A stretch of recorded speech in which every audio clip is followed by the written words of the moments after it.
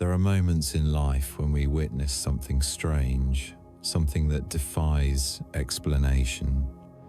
A thought flashes through our mind and it manifests immediately. Someone appears right at the moment we think of them. A door opens in such perfect coincidence that it can no longer be called chance. These moments make us pause, as if reality itself were mirroring our thoughts in the very instant they arise. No waiting, no praying, no interval of time. Everything unfolds so swiftly that we begin to wonder, is the world listening to every beat of our mind? In the deepest layer of existence, the universe does not operate through words, but through energy. Every thought, every emotion, every image we hold within emits its own frequency. This field of energy not only surrounds us, but also connects with the entire cosmos, a vast network where even the faintest vibration is recorded. When our frequency is strong enough, clear enough, the universe responds instantly, not because it grants what we desire, but because it is the truest mirror of the energy we emit. The reflective moment is not a rare phenomenon, it happens constantly. The difference is that most people are not quiet enough to notice. The world responds to us every second, yet amid the noise of our own minds, we only hear faint echoes of ourselves. When we are angry, we encounter situations that feed our anger. When we are grateful, we meet things that amplify our gratitude. Every emotion is a command sent outward, and reality, absolutely honest, reflects that command immediately. Imagine the mind as the surface of water. When we throw a stone into it, ripples spread out instantly. Thoughts and emotions are the same. When we send out the frequency of love, those waves touch other layers of energy, triggering a chain of resonance on the same frequency. The speed of the response does not depend on the universe, but on the clarity and focus of the water's surface. If the surface is disturbed, the reflection blurs. If it is still, the reflection becomes clear. The reflective moment occurs when the water of consciousness reaches perfect transparency. When our energy is no longer scattered by doubt or fear, the response becomes almost instantaneous. For the universe does not understand the language of wanting, it understands the language of believing. Wanting says, I don't have, while believing says, I already have. These two vibrations create two different realities. When we want, the world hears lack. When we believe, the world hears wholeness. And what the world reflects back is never the words we say, but the frequency our soul is radiating. The reflective moment is also the point where the boundary between inner and outer dissolves. Reality is no longer something separate from us, but becomes an extension of consciousness. Every event, every person, every circumstance that comes into our life acts as a living mirror, reflecting what we hold within. If we are fearful, we meet situations that give form to that fear. If we are peaceful, the world around us softens. Everything we see is merely another shape of the energy we already are. This reflection is not punishment, it is the universe's way of teaching. It allows us to see ourselves through the material world, to learn how to realign our inner energy. Every time we encounter something unpleasant, it is a reminder that a part of us still needs healing. Every time we meet something that expands our heart, it is a sign that we are in harmony with the universe's creative flow. When we understand this, we no longer fear reality, for we know we are the ones who sent the command that created it. The reflective moment is also where we recognize our true power, the power to create through presence. We do not need to struggle to change the world. We only need to change our energy. A luminous mind is a clear sky that reflects the universe vividly. A chaotic mind is a dense fog through which light can barely pass. When we understand that we are the mirror, we stop blaming the image within it. We return to clean the dust off the glass, and instantly, everything outside brightens. Reflection has no delay. delay is merely the illusion of perception clouded by doubt. In the energetic realm, response is always immediate. When we love, we are loved.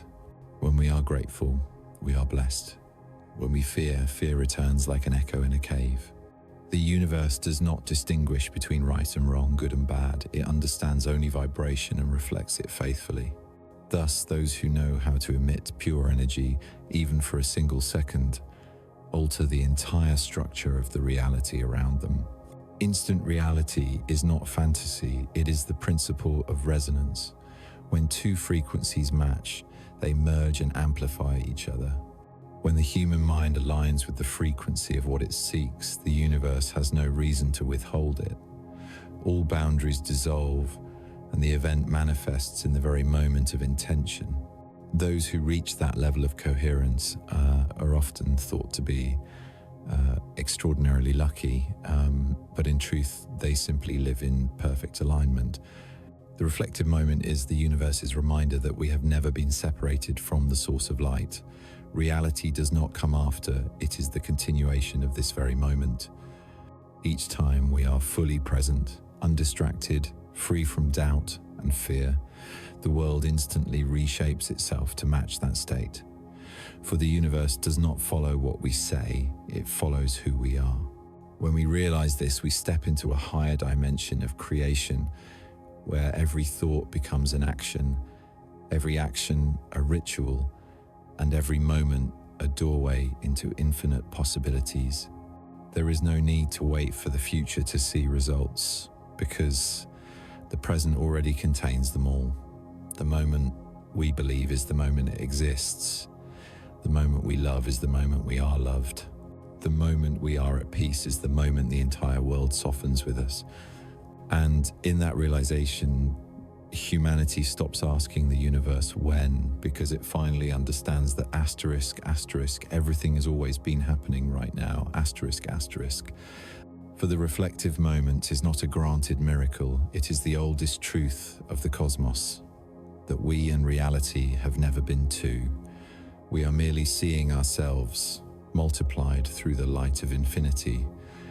Amid the countless layers of motion within the universe, there exists a realm so subtle that the human eye cannot see it yet. It is precisely there that everything is born. It is the space of intersection where intention and the world meet, where the most delicate energies of human consciousness touch the creative mechanism of existence itself. Everything that happens in our lives, no matter how small or seemingly random, originates from this moment, the instant when intention leaves the mind and becomes a vibrating wave moving through the infinite field of the cosmos. When we understand this current, we begin to see something miraculous. Reality does not merely react, it collaborates. And between human beings and the universe, there is always a subtle dance, a rhythm of co-creation. Intention is the seed of every reality. It requires neither words nor specific visualization. A clear feeling alone, a desire deep enough, is sufficient for it to be sent out. Many think they are wishing, but in truth they are issuing energetic commands. Each intention is a wave emitted from the center of consciousness, and the universe, like an intelligent ocean, responds to that frequency. When intention and emotion align, the energy becomes so powerful that the boundary between imagination and reality dissolves. Everything begins to move not through effort, but through natural resonance. The flow of the instant does not operate under linear logic. It is the intersection of two forces, awareness and energy. When we perceive something with total attention, the energy of that thing immediately arises within the creative field.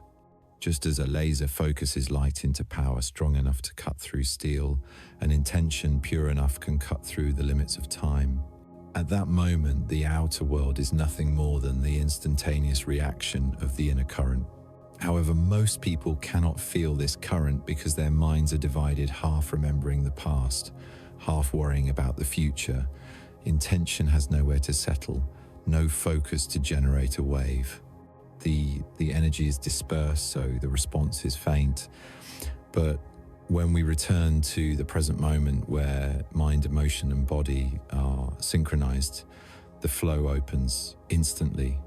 Everything begins to unfold effortlessly, as if life itself were moving with us rather than against us. The material world is not separate from the energetic one, it is merely its condensed form. Just as water turns to ice when temperature changes, energy condenses into reality when vibration becomes strong and stable enough. When intention is held in consistency, it starts shaping the surrounding environment. Synchronicities appear, the right people step in, opportunities open up, and everything seems to happen on its own. In truth, nothing happens by accident. It is simply our energy being instantly reflected. The flow of the instant moves in silence. It is not loud, not performative, not in need of proof. It is as light as breath, yet as powerful as cosmic wind. When we are still within, the flow becomes clear. The more peaceful we are, the stronger the signal. The more we strive, the more it distorts.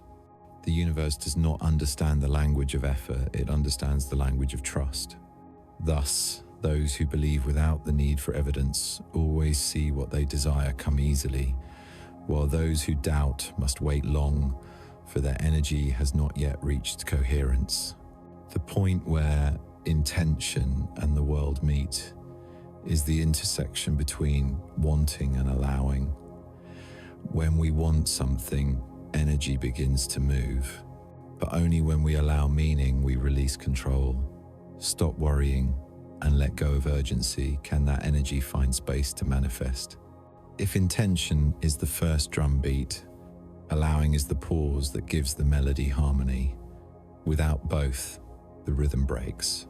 The flow of the instant functions fully only when sender and receiver ourselves and the universe move in sync. In the quantum world, all possibilities exist simultaneously. We do not create a new possibility, we select a frequency from the infinite field, awaiting observation. Intention is precisely that act of observation. When we focus on something, we choose it from the sea of endless potential. When we doubt, we choose the frequency of lack. When we believe, we choose the frequency of fulfillment. The universe is not biased, it simply illuminates the part we look at. And in the very moment we look with faith, what we see begins to become real. The flow of the instant does not obey human time. It exists beyond clocks, beyond distance. A thought born here can be answered across the world, for energy is not bound by space. That is why people can sense each other even when thousands of miles apart, or why a gentle blessing can calm another's heart. When we grasp this law, we begin to live more responsibly with each thought. For every vibration is a seed sown into the infinite field, and each will germinate in its own way. The flow of the instant also proves that humanity is not small. We are not grains of sand lost in the cosmic desert. We are the center through which the universe experiences itself. When we realize this, every breath becomes sacred. Every choice, every word, every action carries the power to shape the space around us. Those who understand this no longer ask, "How can I change the world?" but rather, "What frequency am I emitting right now?" For they know that when the frequency changes, the world rearranges itself. To enter the flow of the instant, we do not need to learn to do more, but to be less doubtful, less analytical, less controlling. Let energy function as it naturally does. Let intention fall into the ocean of creation like a stone dropped into water. It will create its own ripples, find its own path of expansion, and meet the right elements to take form. Our task is not to make the wave move, but to refrain from throwing in another stone that disturbs it. When intention and the world meet, there is no longer any distance between the inner and the outer. All boundaries dissolve. At that moment, we feel a profound union where action and result, creator and creation, dreamer and dream become one. Everything happens not because of us, but through us. And we understand that we are no longer seekers, but gateways through which the creative current of the universe flows continuously, endlessly, right now. The flow of the instant does not teach us how to control reality, it teaches us how to dissolve into it. When we stop asking when and simply breathe with the moment, we realize that what we seek has been here all along. It has only been waiting for us to be still enough to appear. For between intention and the world, there is no distance, only a stream of energy flowing gently, precisely, and instantly. This universe is not operated by language, but by frequency. Everything from the smallest photon to the largest galactic cluster vibrates. Every vibration carries within it a blueprint, an invisible command that shapes the form of matter. When we understand this, we begin to see clearly that human beings are not creatures living times in times the material world, but souls, times shaping, times the world through their own energy. And that energy is continuously emitted through every thought, every heartbeat, every emotion, every breath. If we could see with energetic vision, we would perceive an ocean of waves constantly oscillating around each human being. Each thought radiates like a pulse of light, spreading out and interacting with billions of other waves within the cosmic field. These waves meet, interfere, amplify, or cancel one another, then crystallize into the reality we experience. The world we live in is not imposed from the outside. It is the result of countless energetic interferences in which our own vibration is the most powerful center.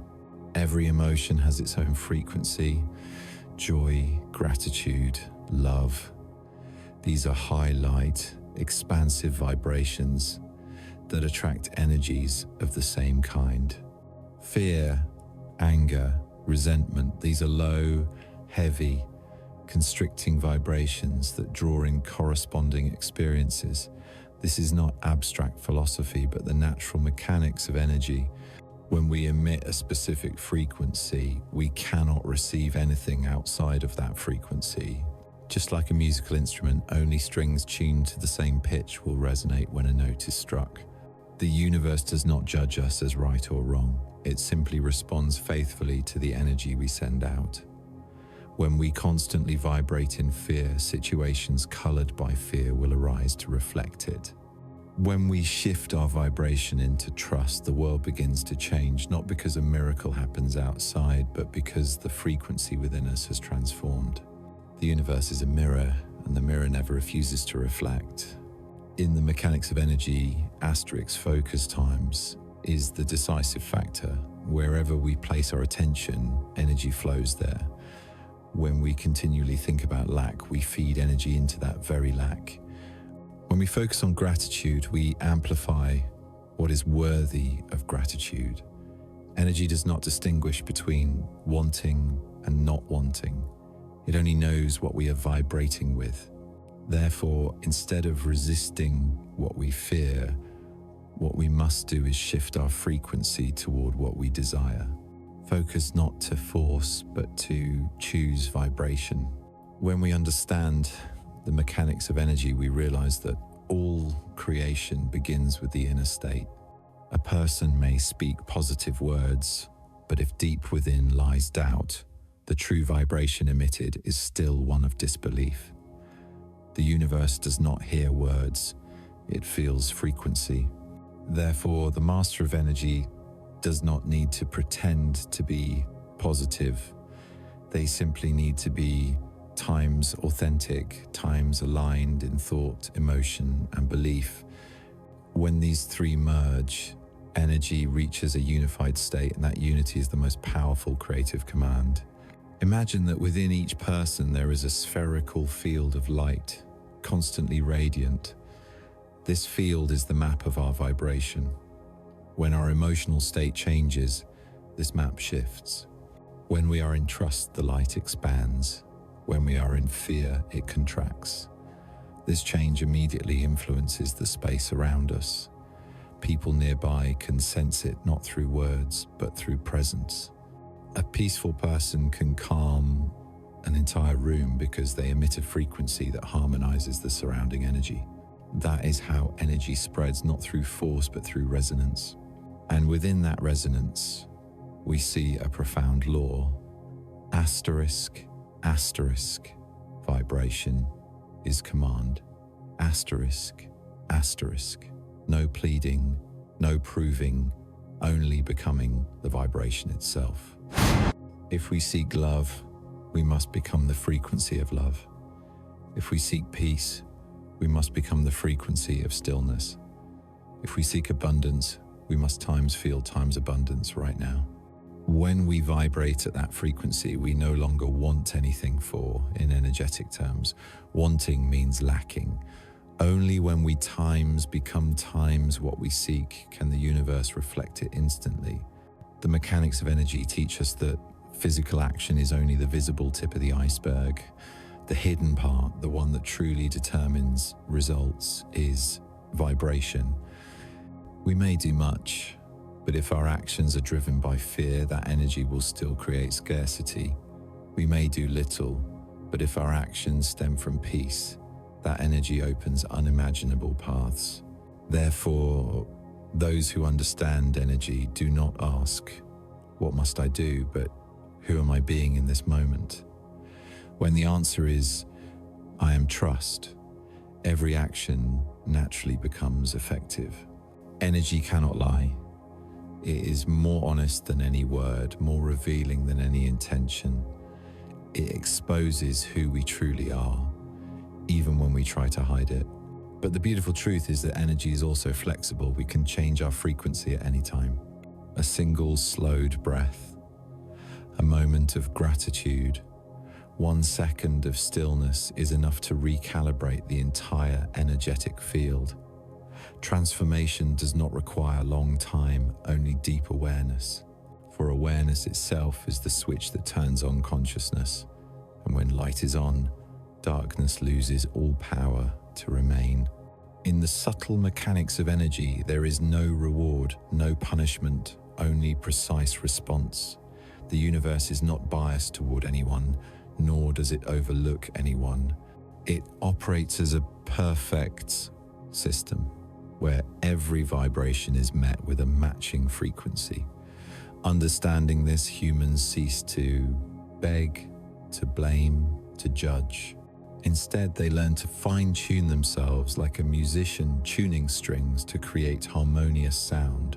When the inner frequency reaches balance, the music of life resonates in perfect harmony. And that is when humanity touches true creative power. No longer needing force to change circumstances, we simply adjust energy. When vibration changes, the world changes. When the heart expands, reality expands. When faith deepens, the response quickens. Everything begins from within, where each vibration of the soul is writing the blueprint of the universe. The mechanics of energy are not something mystical, but a self-evident truth that humanity is slowly remembering. Every prayer, every miracle, every sacred coincidence follows this same law. Vibration is the only language the universe understands, and when we speak it not with the mouth, but with the whole soul, the world listens instantly, without waiting, without proof. For in the moment, we become the frequency of what we desire. Asterisk, asterisk, that vibration has already become a creative command, asterisk, asterisk, and the universe knows only one way to respond. Asterisk, yes, so it shall be. Asterisk. Amid the countless frequencies intertwining in the energetic field of the universe, there exists a special kind of vibration, pure, transparent, and precise to absolute perfection.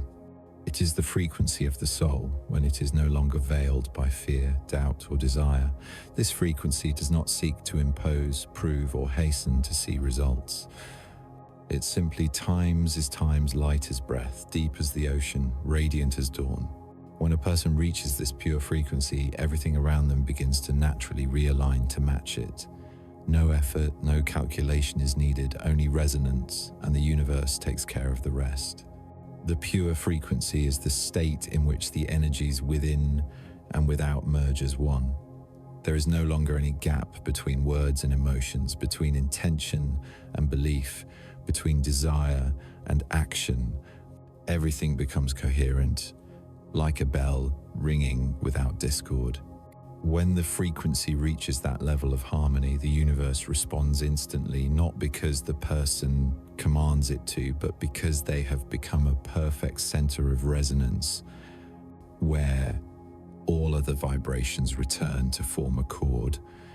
But to touch that purity, one must learn an art that seems simple yet is the most difficult of all. The art of returning inward. In a world filled with noise, we easily mistake the voice of the soul for the echo of fear. Whenever the mind is in chaos, energy becomes distorted and the frequency we emit turns opaque. In that state, no matter how strong our intention, the signal is too unclear for the universe to hear. Like a radio off its station, all we receive is static. But when the mind quiets, the noise dissolves, and our true frequency begins to sing clear, precise, unwavering. The purity of energy does not come from suppressing emotion, but from seeing through it.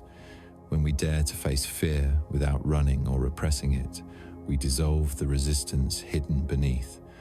Each time we embrace a dark part of ourselves, the light within grows stronger. Every time we stop striving for perfection, energy naturally returns to its original state, and that is purity. It does not mean being without cracks, but that the light is strong enough to shine through them all. The pure frequency cannot be faked. It does not arise from saying positive words, but from genuinely feeling peace within. A person may speak of love, but if deep down they still doubt, the energy emitted still carries the vibration of lack. Conversely, someone quiet and sincere, even without words, can make others feel warmth, because energy does not hear words, it hears authenticity. The absolute precision of inner harmony comes not from striving, but from truth. Only when we are true to ourselves does the universe respond truthfully to us. Each person carries within them a unique scale, the music of their soul. When we live in tune with our own frequency, that melody harmonizes with the song of the universe. But when we imitate others or force ourselves to follow a rhythm that is not ours, our energy falls out of tune. This dissonance is the root of exhaustion and disconnection, for the universe cannot resonate with what is artificial. It only resonates with truth. When we pause, take a deep breath, and return to our natural rhythm, everything falls back into place. The right things begin to appear, as if the world had simply been waiting for us to return to our original frequency. The pure frequency is a state of absolute trust, but not blind faith. It is a silent confidence that needs no reason, like a seed knowing it will become a tree even before seeing the sunday. This faith is not based on evidence, but on a deep inner knowing that the universe always knows the way. When we believe like this, our energy stops oscillating. The signal we emit becomes as clear as a laser beam, touching the infinite field and receiving an immediate response. No pleading, no persuasion, because in the mechanics of resonance, asterisk, purity itself is command. Asterisk. The absolute precision of the pure frequency lies in the fact that it never errs. The universe never misinterprets the frequency of a luminous heart. When a soul reaches this state, everything around it falls into balance. They walk lightly, yet every step aligns perfectly with the rhythm of the cosmos. There are no longer chaotic coincidences, only intentional synchronicities, doors opening at the exact right time, meetings occurring precisely when needed, not because they control reality, but because reality adjusts itself to them. Inner harmony is not about keeping the mind still at all times, but about returning to balance more swiftly after every disturbance. The truly attuned person does not avoid waves. They learn to times become times the water. Even when the wind rises, they still reflect the moon perfectly. They know emotions are only ripples, while essence is the ocean. And in holding that awareness, they emit a stable frequency, the vibration of life unconditioned by circumstances. To reach the absolute precision of pure frequency, one must learn something that seems small yet is foundational: conscious stillness. When we sit quietly and do not let the mind wander, energy begins to realign itself. Just as water clears when we stop stirring it, in stillness the sediment settles and the water becomes transparent. In that silence, we can feel our true vibration, see where within us the rhythm is distorted, and every mindful breath becomes a tuning of the soul's strings. When the sound within us matches the sound of the universe, we realize that miracles were never far away. They are times this, times breath, asterisk this, times moment, asterisk this, times state of being.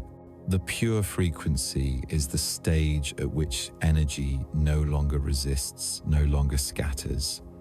It does not need proof, recognition, or immediate results. It simply knows that asterisk, asterisk, every pure vibration is a perfect signal, asterisk, asterisk. And so, in the quiet of trust, everything unfolds with unimaginable precision, not too fast, not too slow, not a beat off. Everything arrives at the right time, with the right people, in the right place, as though guided by an invisible hand. Yet there is no hand at all, only perfect resonance between the soul and the rhythm of creation. When a person lives in the pure frequency, they no longer seek certainty, for they times are times certainty itself. They no longer need to protect themselves, for they know their energy is their strongest shield. They no longer ask, why is this happening? For they see clearly that everything is right. And in that understanding, they move through the world like light, through crystal unstained, leaving no trace, only a soft glow where they have passed. For ultimately, the pure frequency is not merely a state of energy, it is the embodiment of pure love, the kind of love that asks for nothing, fears nothing, and depends on nothing, the love through which the universe eternally sings of itself. When we stand before a mirror, the image reflected back to us does not miss a single detail.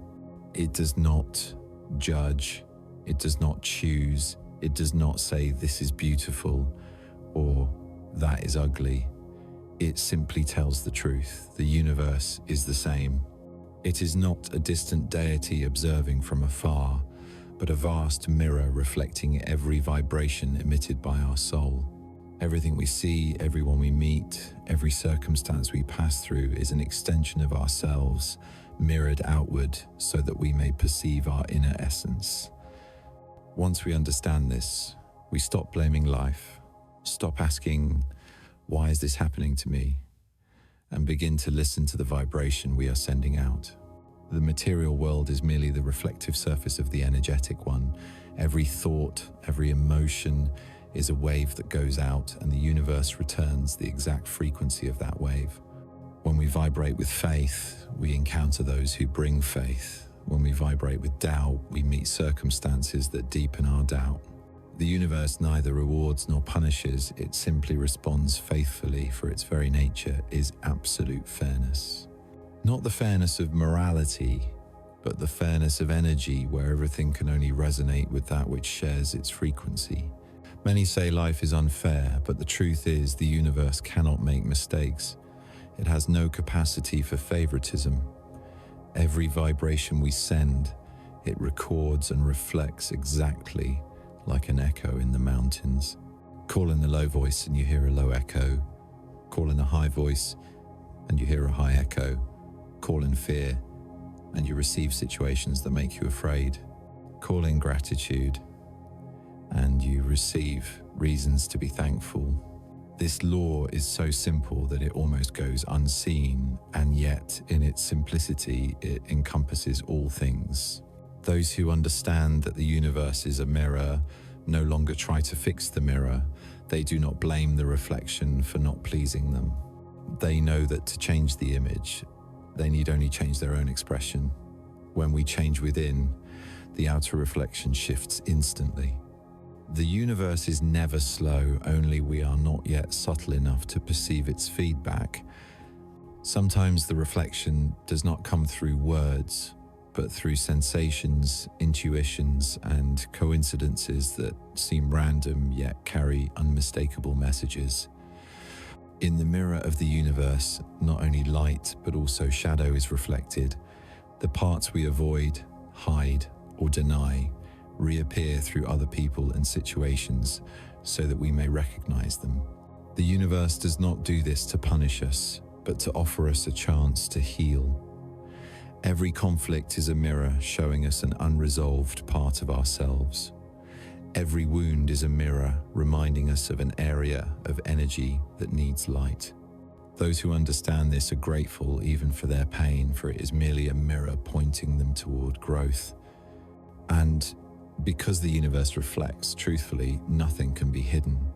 Even if we speak beautiful words, if resentment still lingers within, our energy still vibrates with resentment, and the outer results cannot be peaceful. Many wonder why they think positively, yet everything still turns negative, not realizing that asterisk, the universe does not reflect thoughts, it reflects emotional frequency.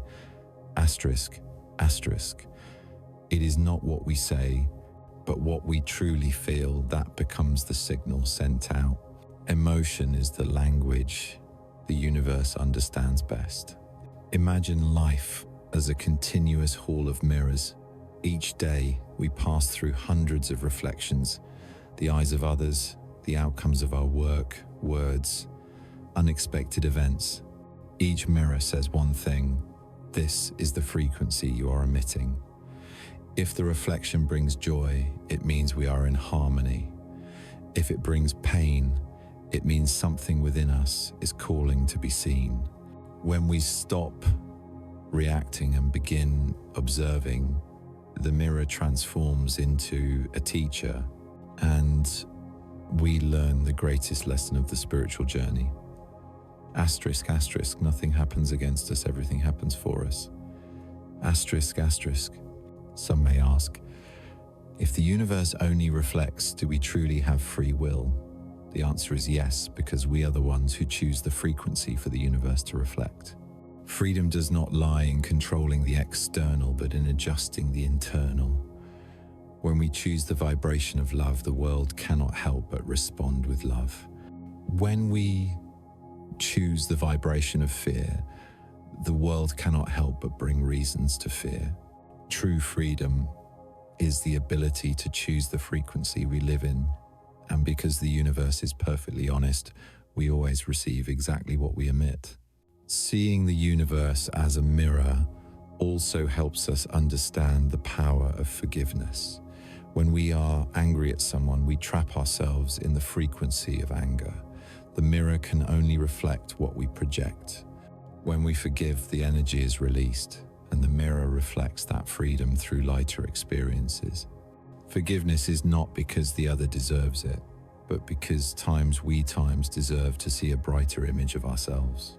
When we let go, the mirror clears, the reflection becomes beautiful, and the world softens again. The universe also reflects gratitude in miraculous ways. A grateful person need not say thank you endlessly. They only need to feel it sincerely. The universe senses that vibration like a pure note and responds with circumstances that give even more reasons to be thankful. That is why those who live in gratitude seem always blessed, not because they are special, but because they emit a frequency that attracts blessings. And ultimately we realize that the mirror of the universe is not out there. It is everywhere, in everyone we meet, in every event, in every moment. Each reflection is simply inviting us to see ourselves more clearly, more honestly, more deeply. When we stop resisting the reflection and begin to love it, the mirror dissolves, only unity remains. The inner and outer become one. In that moment, we no longer times look at times the universe. We times see through times the universe. We no longer gaze times into times the mirror. We times are times the mirror. And in that moment, the observer, the image observed, and the reflecting mirror are no longer separate. There remains only one reality where every vibration of the soul is manifested instantly, where there is no one creating and nothing being created, only the infinite reflection of light beholding itself. When humanity reaches that awareness, it stops asking, "What is the universe trying to tell me?" because it understands. The universe does not speak, it asterisk reflects. Asterisk. And within each reflection, the soul is seen, understood, and remembered once again. There exists a power greater than any form of strength humanity has ever pursued. It does not lie in victory, control, or the ability to make the world obey one's will. That power comes from stillness, from the capacity to stand in the midst of all turbulence without losing one's center, from refusing to let the world determine one's vibration, and instead allowing inner peace to determine how one perceives the world. It is the power of the master, the one who wears not the throne of control, but the crown of serenity. The crown of mastery is not granted, but received when the soul matures enough to no longer need to prove itself. In an age where everything points outward, where people are consumed by noise, comparison, and the hunger for validation, the one who knows how to stand still is rare. They do not stand still out of fear, but out of understanding.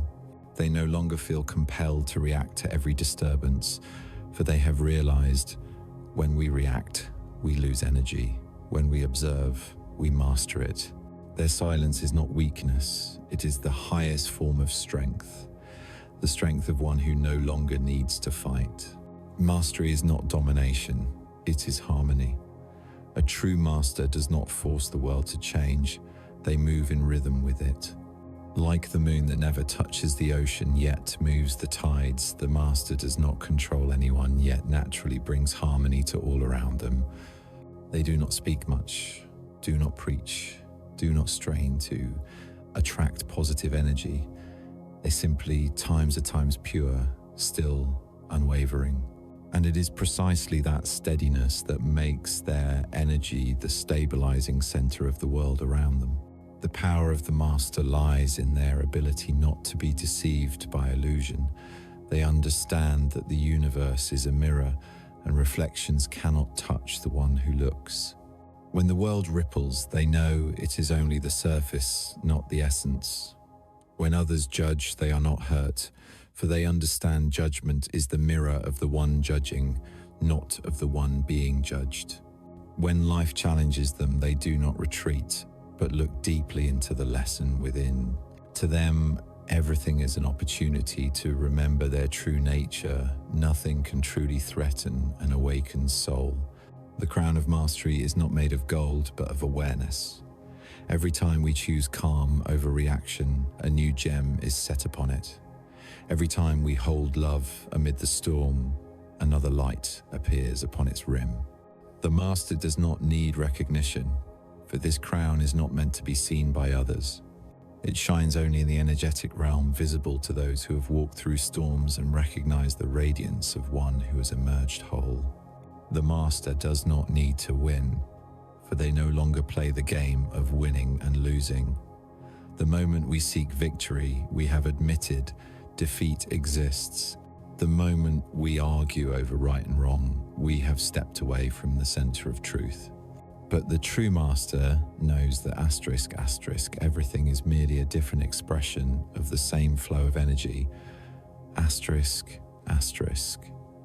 Winning and losing are two ends of the same rhythm. When we rise above that rhythm, we see that everything is right, only viewed from different angles. And in that understanding, we are free. Stillness is not passivity, but complete presence. When the mind is calm, action becomes precise. When the mind is restless, action becomes chaotic. The master is not someone who sits idly and ignores the world, but one who acts only when the energy is clear. They act not out of fear of missing opportunity, but out of knowing it is the right moment. Like a sailor who understands that if the wind has not yet come, rowing is only wasted effort. When the wind blows, they simply raise the sail, and that is enough. Quiet power does not come from suppressing emotions, but from seeing through them. The master feels every emotion deeply, but is not carried away by them. They can be angry, yet kind, hurt, yet luminous, loving, yet unattached. They let every emotion pass through them like the wind through a field, without clinging, without pushing away. Thus, their energy remains clear, light, and free. That is why they cannot be shaken, because they cling to nothing that could be pulled away. In silence, the master hears what the noisy world cannot: the voice of intuition, the whisper of guidance, the rhythm of the cosmos. They know when to pause, when to move, when to speak, and when to remain quiet. They act not out of fear, but out of knowing. And that knowing does not come from thought, but from direct perception, as if their whole being were an antenna attuned to the frequencies of the universe. This is the wisdom of stillness, wisdom not born of reasoning, but of presence. The master does not try to maintain high energy. They understand that energy adjusts itself when we are honest with ourselves. There are bright days and dim days, moments of joy and moments of silence. But they do not fear the dark, for they know it is merely where the light has not yet reached. When darkness comes, they do not resist, they light a lamp.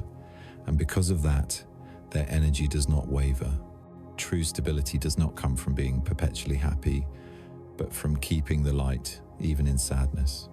The crown of mastery is not for those who wish to rule others, but for those who have ruled themselves, those no longer controlled by reaction, no longer dragged by the mind into spirals of anxiety, those who can stand amid life's storm and still keep a deep breath, a soft smile, and a clear gaze. When you look at them, you feel a strange kind of power. Not the power that makes others fear, but the power that makes them trust. It is the power that every spiritual teacher has spoken of. Asterisk, asterisk, the power of stillness. Asterisk, asterisk. It needs no proof, no argument, no control, only presence. For in that presence, the world naturally balances itself. Trees stand upright, not because they try to, but because their roots are deep. Humans are the same. When the root is peace, every wind becomes simply nature's song. The one who wears the crown of mastery is no longer pressured by time, nor ruled by the world. They know when to act and when to be still, and in every circumstance they hold firm to their inner axis of light. That is a power. No one can take away the power of one who has returned home to themselves. For in the end, mastery is not control over life, but asterisk, asterisk freedom in all circumstances. Asterisk, asterisk. And when the soul reaches that level, the crown of mastery is no longer a symbol but a way of being. They walk neither proud nor bowed, but gently as the wind, steadfast as the mountain. They do not seek safety, for they times are times safety itself. They do not seek light, for they times are times the source of light.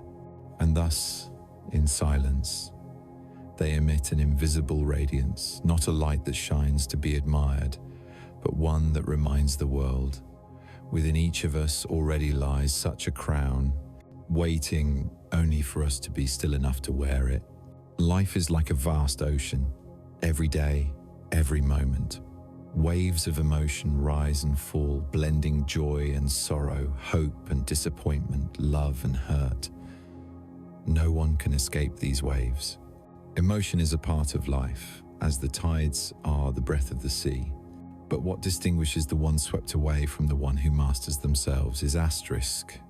Asterisk, the art of standing amid the waves. Asterisk, asterisk, the ability to keep the light within the heart, even as the waters churn all around.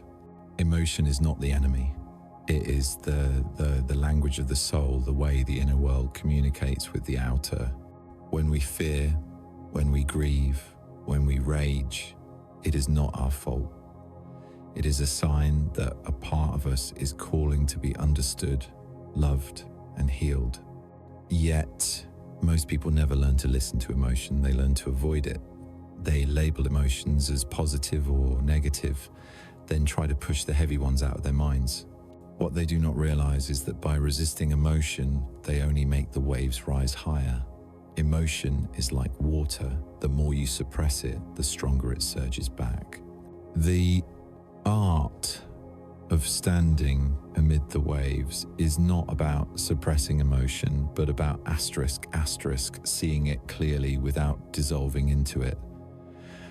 Asterisk, asterisk, like one standing on the shore, watching the waves crash without jumping into them. When we observe emotion with awareness instead of reacting, we begin to open a space between us and it. That space is where light appears, the sacred gap between emotion and essence, where the observer and the observed stand apart. Within that quiet space, we are no longer victims of emotion, but witnesses to it. When anger flares, pause, breathe deeply, and feel it in the body without analysis, without judgment, just awareness. Emotion is energy, and energy only needs to be seen to dissolve. When we dare to face it directly, it loses its power. Anger ceases to be fire that burns and becomes light, illuminating an old wound waiting to heal. Every emotion carries a message, and the one who stands amid the waves is the one calm enough to read that message. Some people think enlightenment means the absence of emotion, that the higher one rises, the less they feel sadness, anger, or fear. But that is a misunderstanding. Enlightenment is not the disappearance of waves, it is the ability to stand steady in them without losing the sunrise within. The light does not vanish when the storm comes, it is merely hidden by clouds. And the awakened one knows the clouds can never truly touch the sunday. They do not try to chase the clouds away, they simply wait for them to pass. In the world of energy, emotion is a natural flow. When we let it pass through, energy circulates. When we hold it back, energy stagnates. And stagnation is the root of all suffering. Many people spend their lives in resistance, resisting sadness, loneliness, loss. What drains them is not the sadness itself, but the resistance to it. When we allow ourselves to feel completely, neither adding nor subtracting emotion melts away like mist under sunlight. The art of standing amid the waves is also the art of accepting impermanence. Every emotion has its cycle: birth, expansion, and dissolution. No emotion lasts forever unless we cling to it. Joy passes, sorrow passes. Only awareness remains. When we understand that emotions are merely guests, we no longer let them rule the house of the mind. We welcome them, listen, and let them go with gratitude, for every emotion, whether heavy or light, helps us understand ourselves more deeply. Those who know how to stand amid the waves are not cold. They possess a rare warmth. They feel everything deeply, yet they do not drown in it. They can cry, but their tears are clear, untainted by resistance. They can hurt, but within their pain glows the light of awareness. And because of that, they never collapse.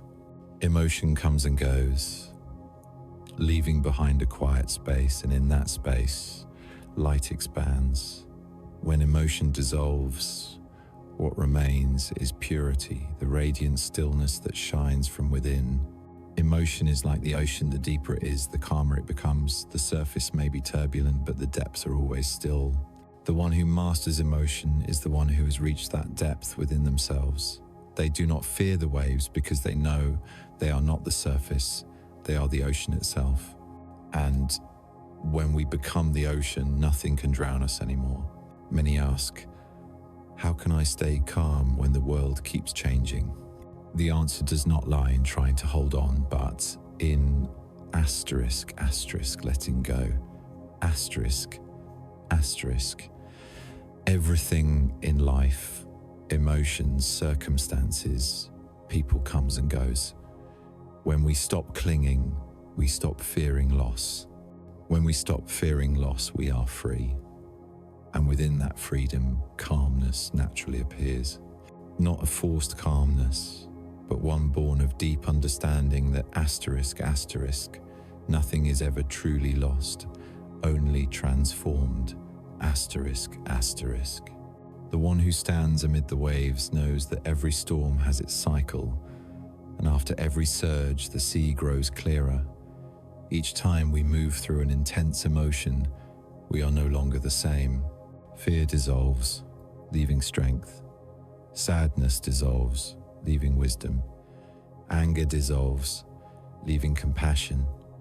Emotion dissolves, and light remains that is true spiritual maturity. When we practice standing amid the waves, we learn to listen to ourselves without being ruled by what we hear. When angry, we do not deny it. When sad, we do not despair. When joyful, we do not forget that change will come again. We learn to love our emotions without identifying with them. And through this process, we gradually become the light itself, the light that does not fade when the waves rise, that does not change color when the water muddies, that is unmoved by any storm life brings. For ultimately, the art of standing amid the waves does not teach us how to avoid the storm. It teaches us how to become the dawn after the storm. When emotion dissolves, the light remains, the light of awareness, of peace, of unconditional love. And in that moment, we realize the deepest truth, that we were not born to escape the waves of life, but to learn how to asterisk dance with them, asterisk, in the serene freedom of a soul that has remembered it is the ocean itself. Have you ever wondered why some things you long for never seem to arrive, even though you have prayed, acted, and believed? Why do some dreams that seem so close suddenly feel pulled back, slowed down, or fade away? The universe never refuses the soul's invitation. It responds the moment the signal is sent. Yet sometimes between intention and manifestation, a gap appears, a layer of time that seems to stretch. This delay is not the universe's fault, but a mirror reflecting the degree of conflict within our own inner world. In the mechanics of energy, time does not flow evenly. It expands or contracts according to the vibrational frequency of the observer. When the mind is unified, when emotion and belief move in the same direction, time almost disappears, intention and result merge. But when the inner world is divided, when one part of us believes, while another part doubts, the flow of energy slows. That is when delay appears. It is not that the universe isn't ready, but that we have not yet fully allowed it to happen. Inner conflict is the invisible resistance to creation. It is not as loud as fear, nor as obvious as doubt. It exists quietly beneath the surface of awareness. We may say, I believe I deserve it, yet somewhere in the subconscious, a whisper asks, but is it really possible for me? That small question is enough to split energy into two currents, one pushing forward, the other pulling back. When these two forces meet, the movement slows, like a car pressing the accelerator and the brake at the same time. The engine is fine, but it cannot move far. The universe does not judge our conflict. It simply reflects it. When energy is divided, the results mirror that division. We receive half of what we desire and half of what we fear. We take one step forward, then get pulled one step back. We believe the world is resisting us, when in truth, the world is being perfectly honest. It only mirrors what we project. Delay, therefore, is not punishment. It is a reminder. It gives us a chance to turn inward and ask, which part of me does not truly believe? Which part of me is afraid of what I am asking for? Each time we answer these questions, the delay shortens. When the conflict dissolves, time becomes instantaneous again. For in the realm of energy, there is no slow or fast, only the clarity of the signal. Inner conflict is not a flaw, it is transformation in motion.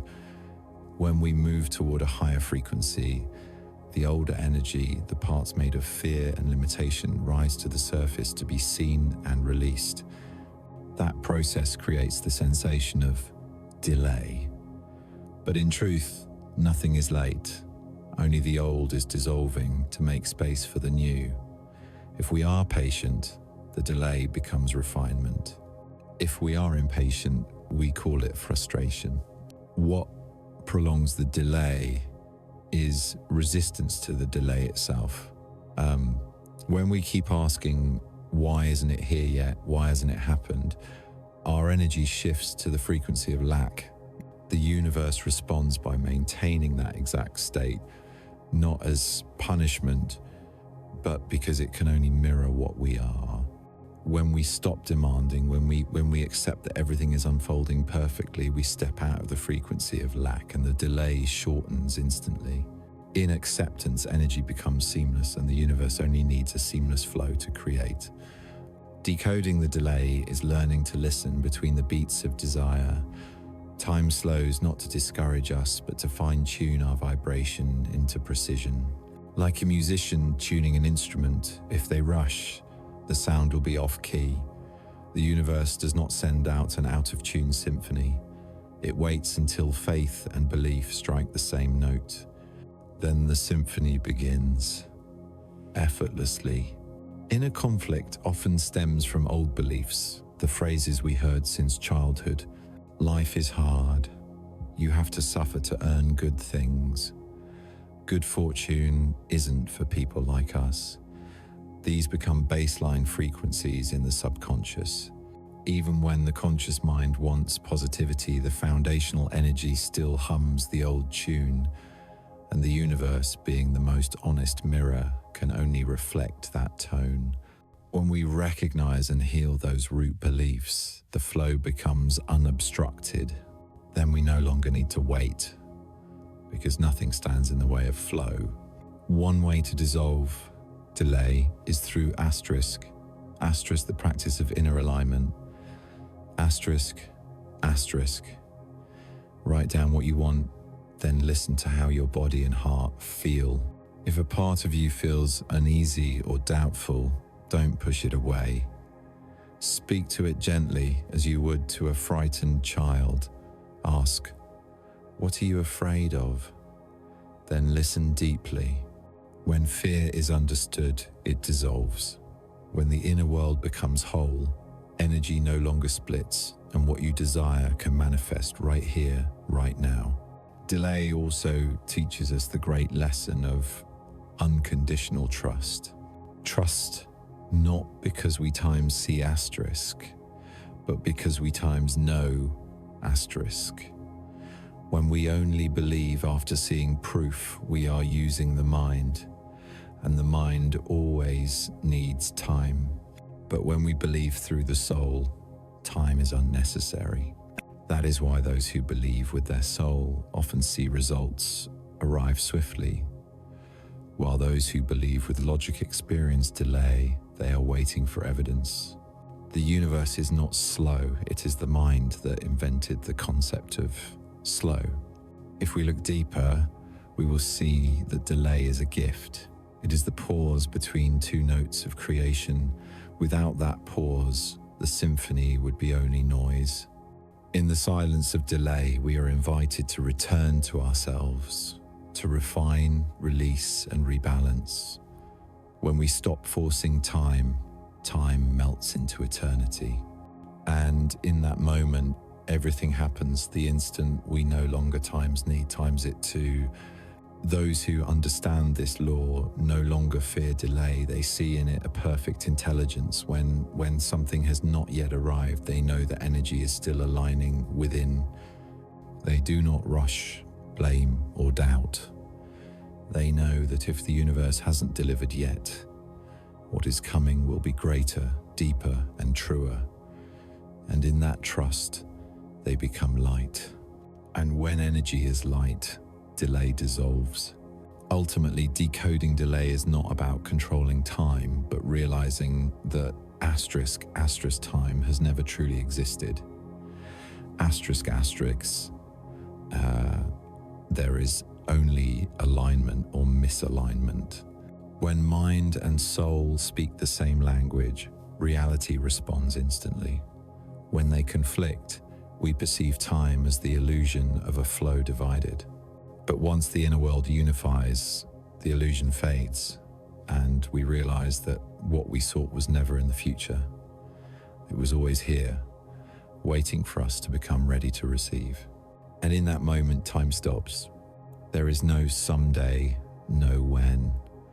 Only asterisk, now asterisk, where everything once delayed becomes real, where delay itself is revealed as a patient teacher, having taught us the greatest truth of creation, that the universe never slows us down, we slow ourselves. And we are also the ones who can make everything instantaneous again with a single, complete heartbeat of faith. Some intentions radiate like beams of light, piercing through everything, shaking the very fabric of space. Yet others, however beautiful in words, fade midway as if the universe never heard them. The difference does not lie in the strength of desire, but in the clarity of the energy being sent. When an intention is pure enough, it cuts through every layer of doubt and every wall of the mind, going straight into the creative field of the universe. When an intention is clouded, mixed with worry, fear, or the need to control it, scatters in all directions, and the universe can only respond with partial, blurred results. The transparency of intention is the state in which the soul emits a pure signal, untainted by the need to prove or by personal craving. A transparent intention does not need to be shouted, repeated, or forced into belief. It simply arises from the deepest place within, where there is no division between I want to have and I deserve to have. At that moment, intention becomes the natural command of energy, and the universe, like a vast crystal, reflects it back with absolute precision. A crystal is only clear when free of dust. The human mind is the same. When filled with worry, jealousy, fear, or desire, the energy of intention becomes veiled. It cannot travel in a straight line. It bends, refracts, and distorts. People think they are sending the signal, I want love, but beneath it vibrates, I am lonely. They believe they are asking for abundance, but inside still resonates the energy of lack. And the universe, honest as a mirror, hears only the true frequency beneath, never the disguise. A transparent intention is not born from desire, but from knowing. Desire says, I need that to be happy. Knowing says, I already am happiness, and that is coming because it fits. One radiates the frequency of lack, the other the frequency of wholeness. When intention is sent from a state of completeness, the universe no longer needs time to respond, it simply reflects immediately. But when intention arises from lack, the energy must first go through purification, and that is the delay we so often feel. For intention to become transparent, it must first pass through the filter of trust. Every doubt is a speck of dust on the crystal. When we doubt, light scatters. When we trust, light travels straight. Trust is not the strained act of saying, I believe, but the effortless state of knowing without proof. Like a seed that never worries whether it will sprout, it simply trusts the soil, the sun, and the rain. That is pure trust, the kind that speaks no words. yet the whole universe hears.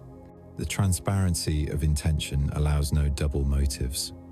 When we both want and fear, both believe and control, both wish for something to come, yet fear it might change us, our energy becomes conflicted. And conflict is the shadow of the crystal. Light cannot pass through where shadow resides. Shadow is not the enemy, it simply shows that some part of us has not yet been honest. Therefore, purifying intention is not about asterisk, adding more faith, but about asterisk, removing the veils, asterisk,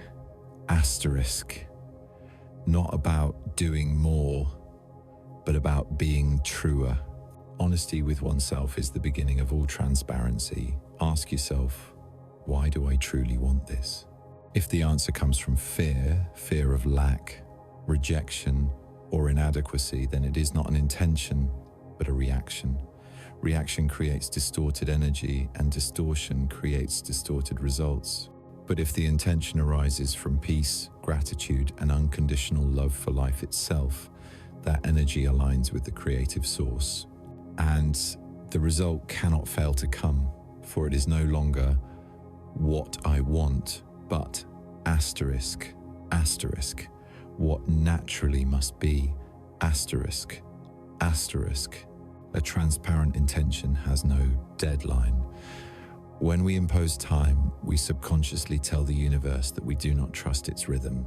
When we relax and allow the intention to travel its own path, energy expands, it is no longer strangled. The universe moves by its own rhythm, and that rhythm is always more precise than we imagine. Some things do not arrive early because if they did, we would not yet be ready to receive them.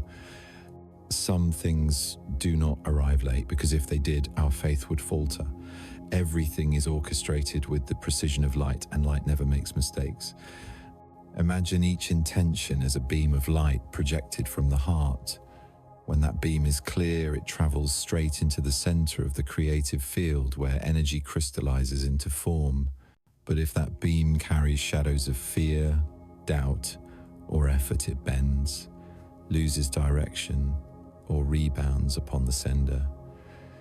This is why we sometimes feel exhausted, because our own energy is resisting itself. To release it, we must do only one thing: stop striving and become transparent. Transparency does not mean coldness or indifference. It is the state in which emotion and intention both turn toward the light. When we say, "I choose peace," but inside still tremble with fear, that is a cloudy intention. When we say, "I trust the journey," and truly feel calm even without seeing results, that is a clear intention. A clear intention does not need proof because it does not look outward. It knows that the universe is a mirror, and a mirror can only reflect when its surface is clean.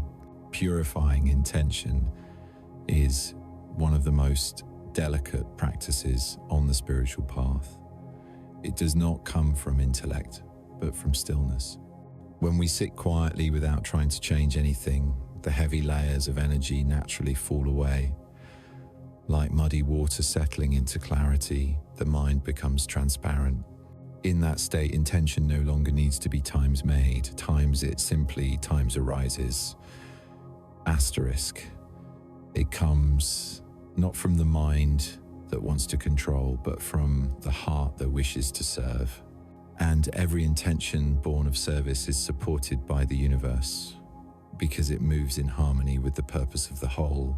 The transparency of intention is also the mark of a mature soul. When we are young in spirit, we pray to receive. When we mature, we intend to give. The transparent being does not ask, "What will I get?" but instead, "What goodness will this energy bring to the whole?" When that question arises, intention ceases to be personal and becomes a wave of the universe itself. And the universe, recognizing itself in that wave, responds with fulfillment beyond measure. Ultimately, the crystal without shadow is not something distant. It exists here and now in every moment we live authentically. When we do not say what we do not believe. When we do not act against the will of the heart. When every thought, emotion, and action reflects the same light, then we no longer need to strengthen our intention, for it times is times light. And light, when no longer obstructed by darkness, needs no movement. It asterisk only needs to exist, asterisk, and the entire universe mirrors it back in the perfection of its own brilliance. There comes a moment in the soul's evolution when we realize that every attempt to control this world only pushes us further away from it. We try to hold on, yet everything slips through our fingers. We try to arrange things, yet the universe rearranges them, and when we are exhausted, we finally let go. In that moment, not in surrender, but in the times right kind of release time, something miraculous happens. All things begin to move on their own. The flow that was always there simply waits for us to stop stirring the waters so it can run in its true direction. Humans are born with an instinct to grasp. We want to know, to be safe, to make everything go according to plan. But in the realm of energy, control is the subtlest form of resistance. It sends the signal that we do not trust. And when the frequency of fear is transmitted, the universe, so honest it can seem ruthless, reflects it back through situations designed to teach us to let go. Not to punish, but to remind us that the true order of life does not lie in our hands, but in the infinite intelligence that operates times through times, us. Letting go does not mean giving up. It means asterisk,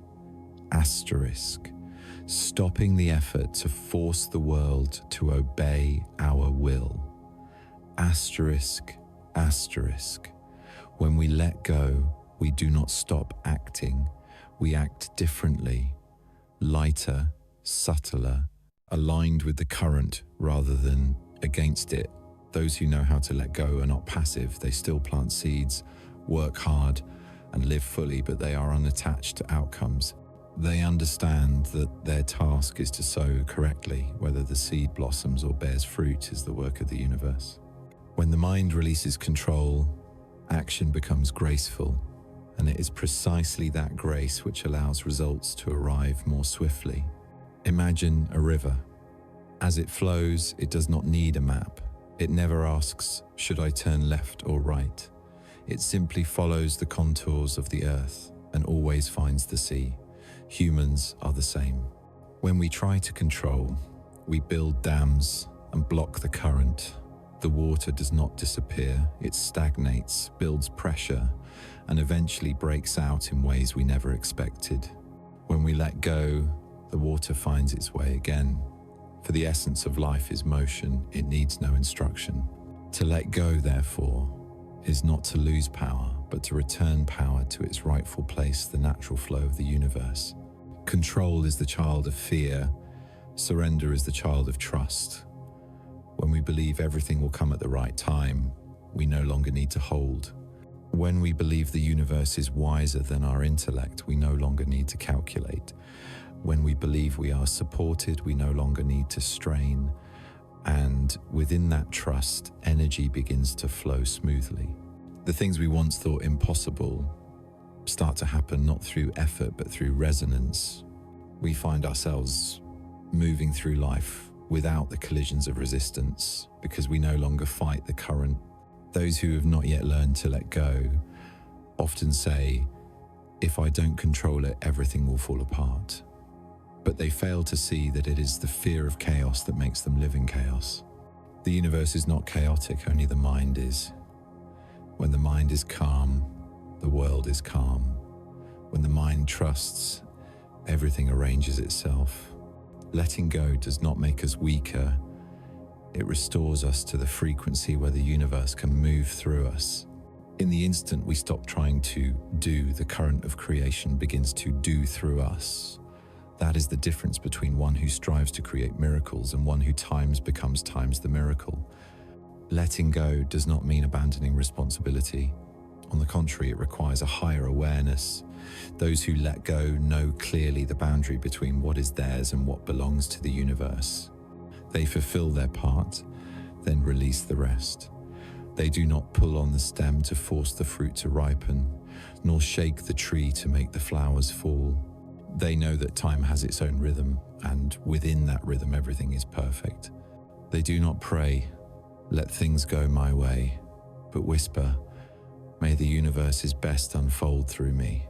That single sentence, as soft as breath, carries enough power to shift an entire reality. Letting go is an art. It does not come in a day. At first we let go with the mind, we say, "I trust," yet the heart still trembles. But gradually, through experience, we notice that every time we truly release, things turn out better than we imagined. We begin to see that control was always an illusion. And when that illusion dissolves, trust becomes instinct. Like a bird that never doubts the sky will hold it, it simply flies. Those who know how to let go no longer remind themselves to trust. They simply live. Letting go is also an act of courage, because to let go is to accept times not knowing. Asterisk. And not knowing is what the mind fears most. The mind wants certainty, prediction, control, but life does not belong to the mind. It belongs to the heartbeat, to the soul, to something far more intelligent than any plan. When we dare to step into the space of not knowing, we open the door to the infinite, and only in that infinite space can miracles enter. The paradox is this: only when we truly let go do we begin to see ourselves guided perfectly, not by the ego, but by a greater order. Synchronicities appear, opportunities arrive effortlessly, doors open without knocking. We realize the universe has never been asleep, never made a mistake. It was we, through fear, who tangled the signal. Now, as fear dissolves, the flow reconnects. We are no longer rowers struggling against the waves, but sailors who raise their sails and let the wind of life carry them. And in that journey, we learn the greatest lesson. Asterisk, asterisk, letting go is not losing, it is opening. Asterisk, asterisk. When we let go, our hands are empty, and because they are empty, they can receive. When we cling, we can only hold the old. When we open, the new can arrive. The universe cannot fill a cup that is already full. That is why all mature souls understand. To receive, one must release. It is not just a spiritual law, it is a natural one. When we let go, time softens, space bends. Everything seems to arrange itself in a perfection beyond our imagination. The things we once feared become the foundation of a new picture. We see that the universe does not need our commands. It only needs us to stop blocking its movement. And in the moment we stop resisting, a quiet power rises from within. Not loud, not dramatic, simply asterisk, asterisk, the current that knows the way. Asterisk, asterisk. Ultimately, letting go is not just a lesson, it is the doorway to freedom. When we let go, we stop being the one who carries the burden and become the one who walks with the wind.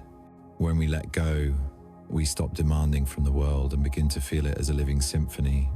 When we let go, we stop fearing loss of control and realize that control never truly existed. There is only the operation of a vast intelligence of which we are a part.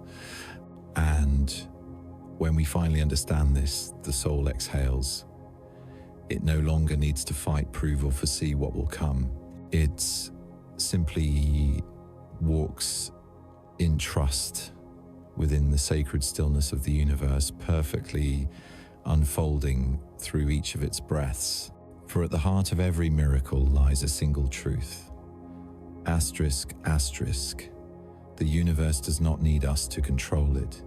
It only needs us to let go so it can be itself. Asterisk, asterisk. There are things in life that move slowly, as if bound by invisible ropes, no matter how hard we try. Yet there are also moments when just one thought, one decision, one complete feeling of trust, and everything shifts instantly. The speed of the universe is not measured in time, but in the degree of alignment within faith. When our energy matches the frequency of what we are reaching for, there is no need for effort or waiting. Only one heartbeat of time's belief, asterisk, and reality rearranges itself immediately. That is the moment when alignment replaces effort, when physical action becomes the natural consequence of an already complete vibration. Faith is not a positive thought. Faith is unified energy, where there is no longer division between wanting and fearing, between hoping and doubting. It is the state of times knowing for sure, asterisk, even without proof. When we truly believe, the universe has no choice but to respond, because we and it are resonating on the same frequency. There is no boundary, no delay, no obstacle. Everything happens as instantly as light echoing back from a mirror. Effort belongs to the mechanism of fear. We strive because we fear losing, fear lacking, fear being unworthy. But the energy of fear is heavy. It slows the current. Faith, on the other hand, is light, clear, expansive. It does not push because it already knows the result is certain. Those who live in faith do not run around seeking proof because they know proof will find them. They do not try to align because they times alignment. And in that state, they become magnets, drawing, matching possibilities toward them quickly, precisely, flawlessly. The speed of faith does not come from acting faster, but from having purer energy. A clear frequency moves without resistance, like light passing through crystal. When the mind no longer resists, energy no longer needs time to travel. Everything becomes the instantaneous reflection of the infinite field. When we believe, the universe mirrors. When we doubt, the mirror stops. When we worry, the reflection distorts. And when we return to faith, everything clicks back into place like gears finally meshing after being stuck. Those who live in faith do not use force. They understand that alignment is stronger than effort. They act from inspiration, not from tension. They know when to pause and when to move, because their intuition beats in rhythm with the flow. Every action in that state is exponentially more effective, because it moves with, not against, the current of the universe. Like a sailboat following the wind, they need not row, only steer correctly. And the wind, the energy of faith, does the rest. True faith never needs to prove itself. It does not need to try to believe, because trying to believe is proof that belief is not yet there. True faith is the silent certainty of knowing. When a mother holds her child, she does not try to believe the baby is alive. She knows. That is the kind of faith to which the universe responds instantly, because it carries no distortion, no static of doubt. When we reach that level of trust, reality immediately restructures around it. What makes most people feel they haven't achieved it yet is not lack of action, but acting from a frequency that is not yet coherent. They do much, but their energy is scattered. They wish for good things, yet secretly worry they won't come. In energy, that is a mixed signal. The universe cannot hear it clearly. But when we pause, breathe deeply, and feel the certainty of what we desire as if it already exists, we emit a pure signal. And the universe, being the perfect mirror, needs only a clear signal to respond immediately. Faith is not an isolated act, it is a state of being. When we truly trust that the universe is always supporting us, even the smallest details of our day bear the imprint of divine precision. When we believe we are guided, we no longer fear mistakes. When we believe we are worthy, we no longer need to prove it. And when we believe that the current knows the way, every closed door becomes merely an invitation to turn, not an ending. In that frequency of faith, time contracts, because within trust, there is no someday, only times now, asterisk. The speed of faith is not determined by how strongly we believe, but by how purely times we believe. Faith mixed with fear is a weak signal. Faith paired with gratitude is powerful. When we feel grateful for what we have not yet seen, the universe understands that we are ready, because only a soul that trusts completely can feel gratitude before receiving. And when gratitude appears, energy opens and flows freely. Nothing arrives. It simply times reveals itself. Asterisk.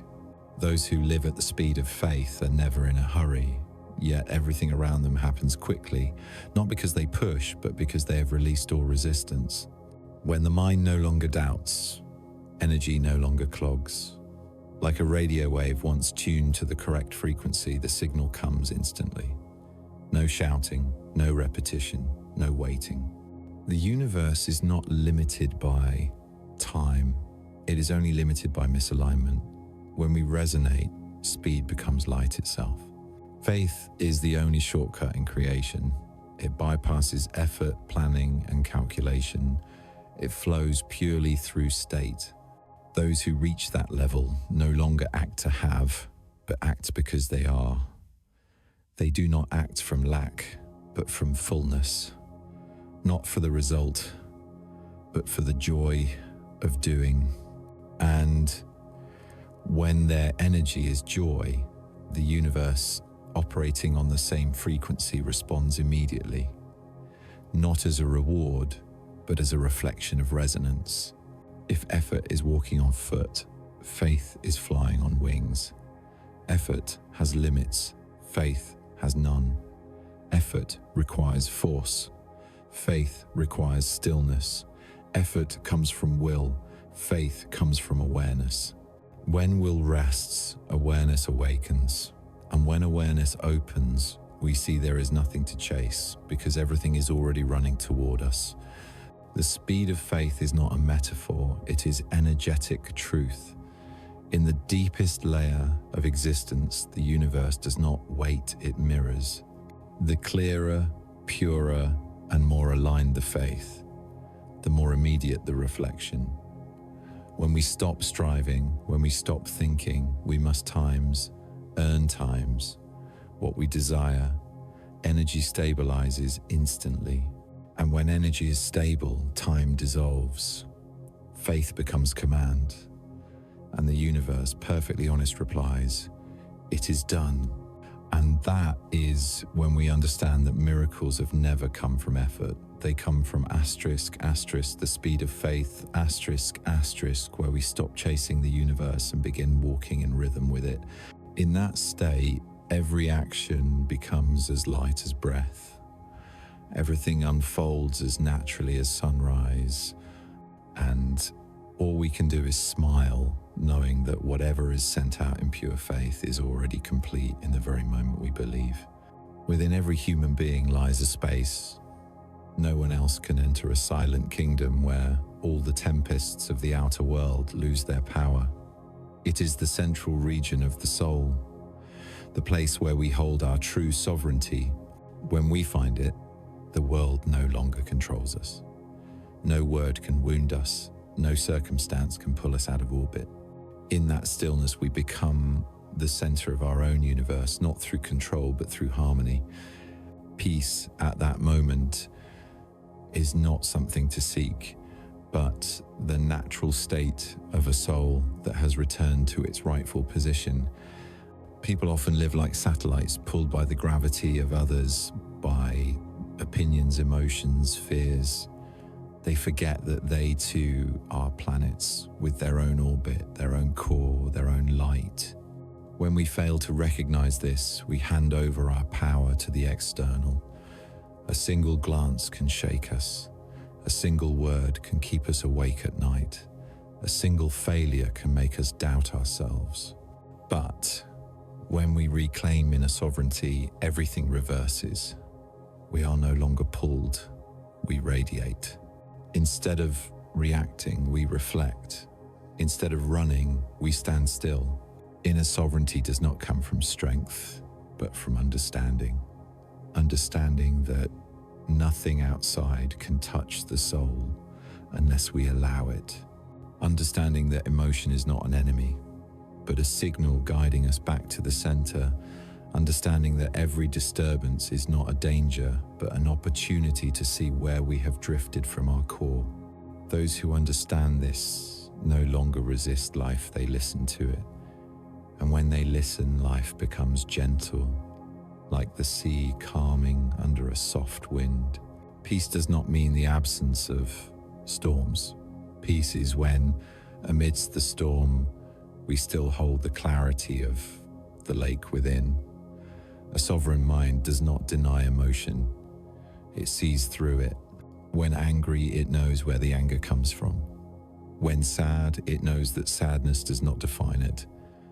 When afraid, it recognizes fear as a signal of the mind, not the essence of the soul. This awareness turns peace from something conditional into something constant, a fixed field of energy, the gravitational center of all experience. When the inner being is sovereign, every decision becomes clear. There is no need to over-question, no need to over-analyze. From that still point, intuition awakens. Intuition is the voice of the soul, untouched by the noise of the world. It does not speak through reasoning, but through knowing. When we hear it, action becomes natural, and results unfold effortlessly. A person with inner sovereignty needs no validation. Their presence itself is the answer. There is a quiet strength in one who can stand still. When the world loses direction, they become the anchor. When others waver, they become the mirror. Not because they are higher, but because they are no longer pulled down. They see everything through the eyes of wholeness, without division, without judgment, without the need to win or lose. They know that true victory is not conquering others, but no longer being ruled by anything. That is the purest form of freedom, freedom from reaction. Those who lack inner sovereignty live in the cycle of if someone loves me, I'm happy. If they leave, I'm broken. If I'm praised, I'm confident. If I'm criticized, I collapse. But those with sovereignty do not live in conditions. They do not need if. They do not need the world's cooperation to be at peace. They are peaceful because they have returned to the center where all energies are rebalanced before they leave them. The world may still be noisy, but within them, there is only the silence of a mountain. Inner sovereignty is not detachment from the world, it is participating in it from the seat of the observer, not the one entangled. When we walk with that awareness, every conflict becomes a lesson, every judgment a mirror, every failure an invitation to go deeper within. Gradually, we realize that the world was never against us, it was training us to remember the position of our center. One with inner sovereignty cannot be defeated, for they do not play the game of winning and losing.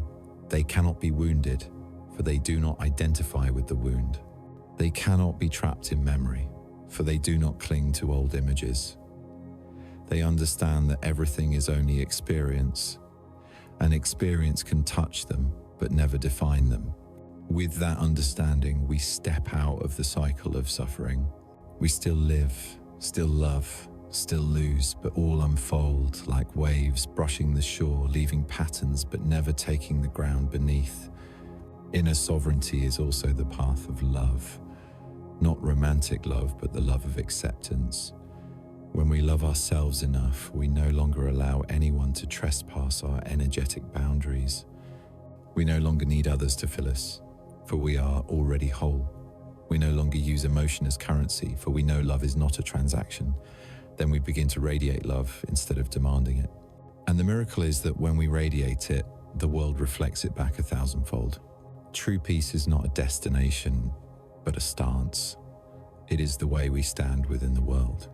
When we are centered, we no longer have to avoid negative energy, because no energy can penetrate the field of a stable consciousness.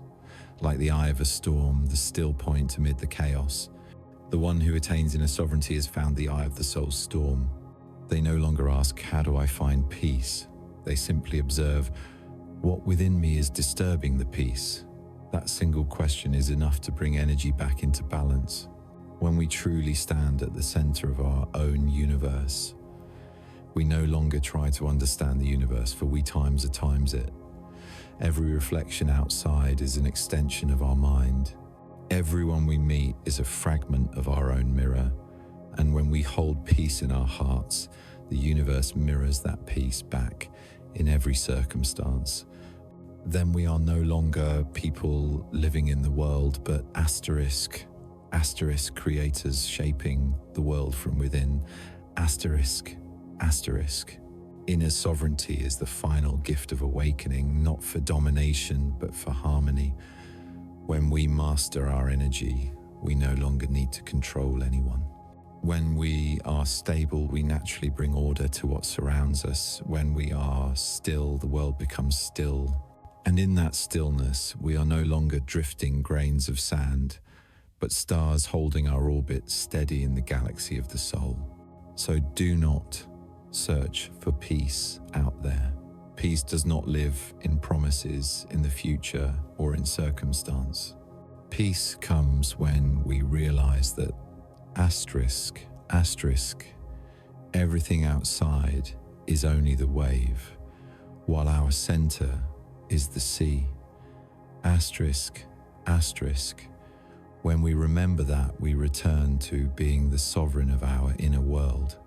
No throne, no crown, only a silent kingdom where we are the light and everything else is merely its reflection. Since birth, human beings have been surrounded by light, the light of the sun, of the stars, of the life that fills this planet. Yet there is one kind of light most have forgotten, because it does not exist outside. It is the inner light, the primordial, silent, and unchanging radiance, where the soul once knew who it was before being swept into the play of the world. That light has never gone out. It has only been veiled by the clouds of fear, memory, and the identities we have mistaken for ourselves. When we remember, it is not that we discover something new, it is that we see through all the layers to what has always been there. In the depths of being, each human is a ray separated from an infinite source, but over time we forget.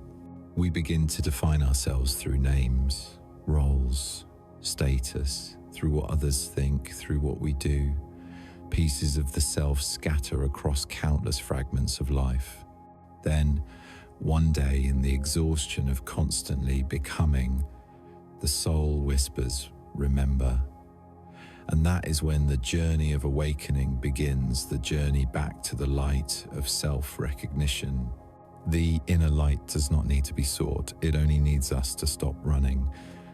Every search, even spiritual seeking, can become a form of escape, an avoidance of stillness.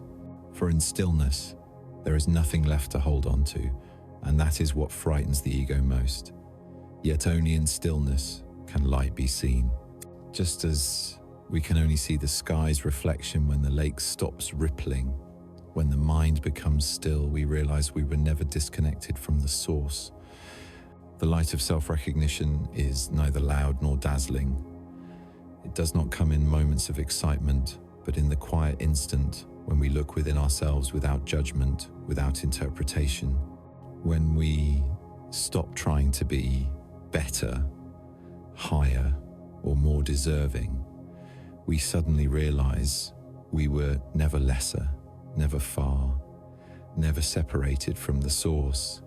The feeling of lack is an illusion created by the mind to maintain the idea that I must achieve. But the soul needs to achieve nothing, it only needs to remember, and when it remembers, everything falls naturally into place. Humans often think light is the good and darkness the bad. But in truth, light does not oppose darkness. Light is simply awareness, while darkness is what has not yet been seen. When we bring awareness to any fear, wound, or mistake within us, we are bringing light back to it. Darkness does not need to be destroyed, it only needs to be seen. And in that non-judgmental gaze, it dissolves not because it has been defeated, but because it has been understood. This is when the light of self-recognition shines brightest. When we are brave enough to look at every part of ourselves and say, "You are me too, and I love you." When we begin to see the light within ourselves, the outer world changes too. We stop seeking validation, for we already have recognition from our own essence. We stop striving to be loved, for we realize love does not arrive, it flows from us. Every relationship becomes lighter because we no longer need anyone to play a role to complete us. We do not love from lack, we love from overflow. And in that state, we become a light for others, not through preaching, but through presence. The light of self-recognition is not merely a feeling, it is a total reorientation of perception. When we look at the world through that light, we see that everything is a reflection of the same source. Those who hurt us are no longer enemies, but mirrors of the parts of us still unhealed. Challenges are no longer obstacles, but lessons in compassion. Losses are no longer endings, but spaces created so the light may pass through. And then we begin to understand the universe was never against us, it has only ever been helping us remember. Remember, light never disappears, it only hides. Hidden beneath false beliefs, old emotions, and the stories we tell about who we are. Each time we say, "I'm not good enough, I was wrong, I don't deserve," we place another cloud over the inner Sunday. But when we stop telling stories, when we simply breathe and become present, we start to see light filtering through the cracks, not because we created it, but because it never left. In the light of self-recognition, the greatest questions of existence fall silent. Who am I? Why am I here? All dissolve into a single feeling, I am. And in that state, no answer is needed. For when we live times as times light, we no longer need to know the path, because we times are times the path. Every direction leads to the center, and that center lies in each breath, each moment of complete presence. Those who have remembered the inner light no longer seek gods outside themselves. They see the divine in every atom, in every gaze, in every breath of wind. For they understand that the sacred is not separate from the ordinary. At times is times the ordinary when seen with awakened eyes. When they wash dishes, they are meditating. When they walk, they are praying. When they love, they are worshipping. Life no longer divides into spiritual and worldly. There is only one current of light flowing through all things. The light of self-recognition does not demand perfection. It only invites honesty. Honesty to see our fragility without shame. Honesty to see our fear yet still step forward. Honesty to recognize that we are no one else. We are simply ourselves, enough, whole. And in that honesty, light spreads not like a blazing flame, but like dawn, seeping through mist, warm, gentle, unstoppable. Ultimately, the light of self-recognition is the stage where the soul stops seeking a destination and returns to being the asterisk, asterisk, source, asterisk, asterisk. When we live from that light, everything that comes is illuminated by awareness. Every event becomes material for awakening. We no longer ask, when will the light arrive? Because we already know. Asterisk, asterisk, the light has never left. Asterisk, asterisk, it has only been waiting for us to pause, open our eyes, and whisper softly, I remember. And when those words echo in the heart, the universe smiles. For at last, humanity has stopped searching for the light, so it can finally become it, silent, benevolent, and eternal. There exists a kind of crown that no one can see, not made of gold, not adorned with jewels, not heavy upon the head, yet radiant from within. It is the crown of the soul, the one that appears only after a person has fought the deepest battles within and risen again in complete stillness. It is not the crown of a conqueror, but the crown of one who understands. One who understands that true power is not in making the world submit, but in calming the storm within one's own heart. The invisible crown is not bestowed by anyone. It does not come from recognition, nor from ceremony, but from a profoundly private moment when the soul realizes it has returned home. It is not the triumph of the ego, but the dissolution of it. When there is no one left to prove anything to, nothing left to compete for, no reason left to run, that is when a human truly becomes magnificent, not because they are exalted, but because they have stepped into their own light. The journey to the invisible crown is a silent metamorphosis. It is not loud, not witnessed, not applauded. It consists of long nights of doubt, moments of near surrender, and countless times when the soul must choose between fear and love. Each time we choose love, a piece of gold is forged. Each time we choose forgiveness, a jewel is set. And after enough such choices, the crown appears not on the head, but upon the summit of consciousness. Those who wear the invisible crown are neither proud nor self-proclaimed, awakened. True awakening never needs to be declared. It is light in the eyes, peace in the gestures, a mirror that helps others see their own brightness. Their presence makes others feel safe without knowing why. They teach not through words, but through being. And that being is the soul's most refined lesson, that light does not persuade, it simply shines. The invisible crown represents the ultimate sovereignty of the inner world. Those who wear it no longer allow the world to define them.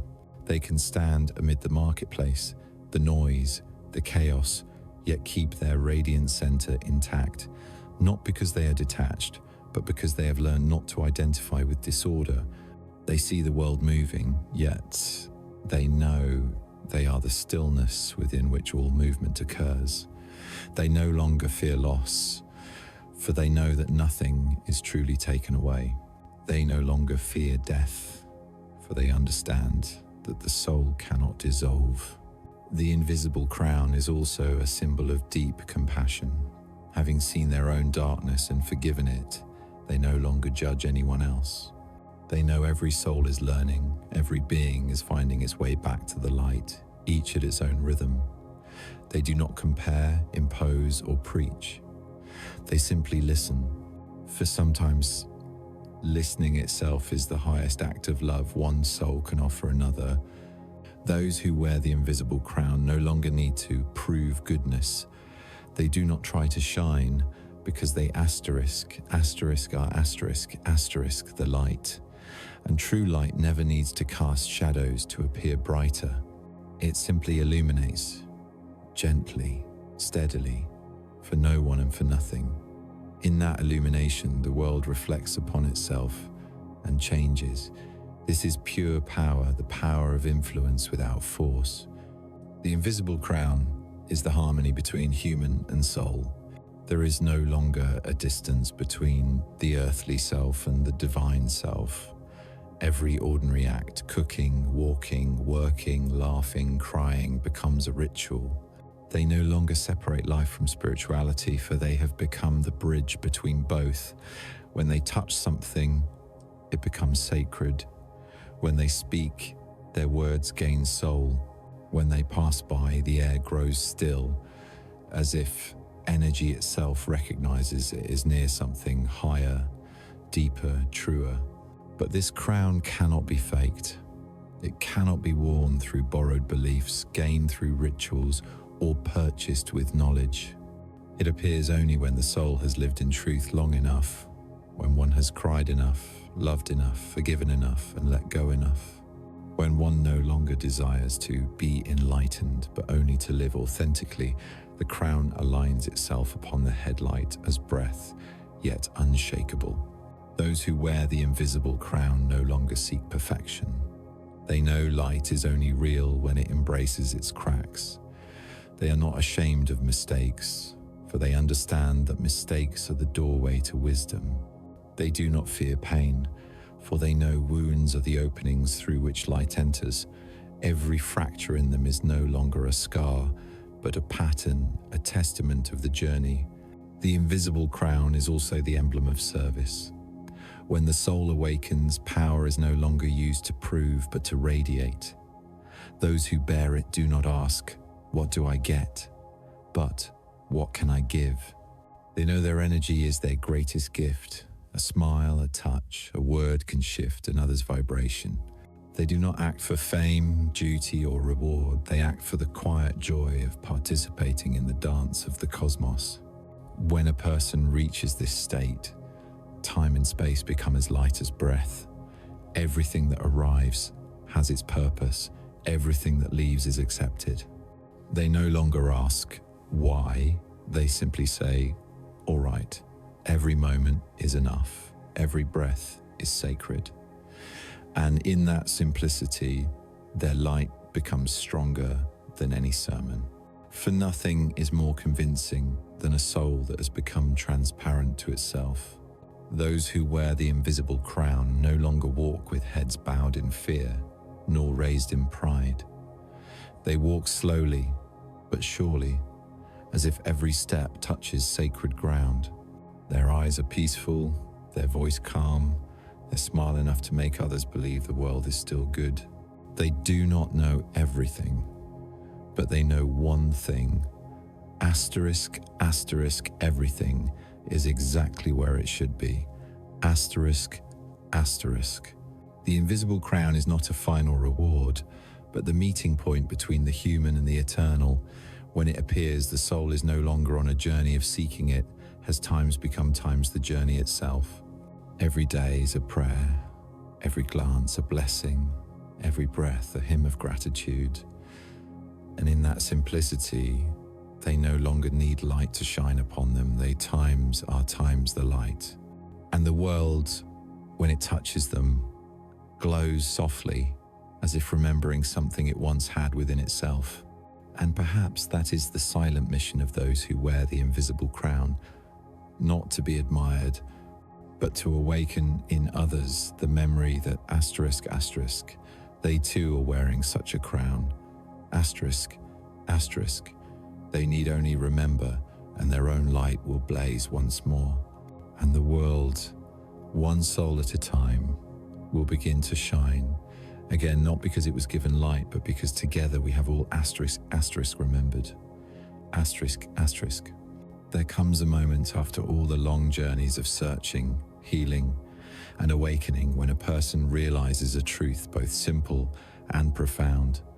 They have never been separated from the miracle, for they times are times the miracle itself. Every breath, every heartbeat, every ray of light passing through the eyes is proof of the operation of wonder. Yet, in the restless current of life, we often forget. We think miracles must happen somewhere out there, born from a divine hand or some supernatural force, until, in a moment of stillness, we realize the miracle does not arrive. It is asterisk, asterisk, emitted asterisk, asterisk from within us when we move in harmony with the whole. To become the miracle is not to learn how to create the extraordinary, but to remember that everything ordinary has always been extraordinary. When we drink a sip of water, inhale a breeze, or feel our heart beating, we are witnessing the universe moving through our body. When we speak words of love, when we forgive, when we smile at a stranger, that energy radiates outward, touching countless other souls without our knowing. Every small action, when born from conscious creation, becomes a spark within the web of the cosmos, where we no longer merely live in the miracle, but become asterisk, asterisk, the source of it, asterisk, asterisk. Those who have become the miracle do not strive to change the world, for they know the world is only a mirror. When their inner light shines, the universe reflects it back in endless forms of wholeness. They do not plead, demand, or compete, because they understand that asterisk, the universe does not give it, co-creates. Asterisk, when their energy unites with the energy of the whole, all limits dissolve. There is no longer a boundary between me and it, between the one who asks and the thing asked for. At that point, the miracle is no longer an outcome, it is the essence itself. Becoming the miracle is living in oneness with the source stream, no longer divided between the spiritual and the mundane, between the sacred and the earthly. When we wash the dishes, we are meditating. When we work, we are offering. When we love, we are creating. Every moment becomes a ceremony. Every act, no matter how small, is surrounded by awareness. And in that awakened state, the energy of the miracle begins to flow through us like an uninterrupted current, gentle, warm, luminous, alive. Miracle does not reside in surprise, but in the perfect precision of the present. When we stop comparing, when we no longer chase the future or flee the past, we enter the space where everything aligns flawlessly. Every meeting, every event, every choice unfolds as though prearranged. Yet in truth, nothing has been arranged. It is our energy drawing matching fragments together.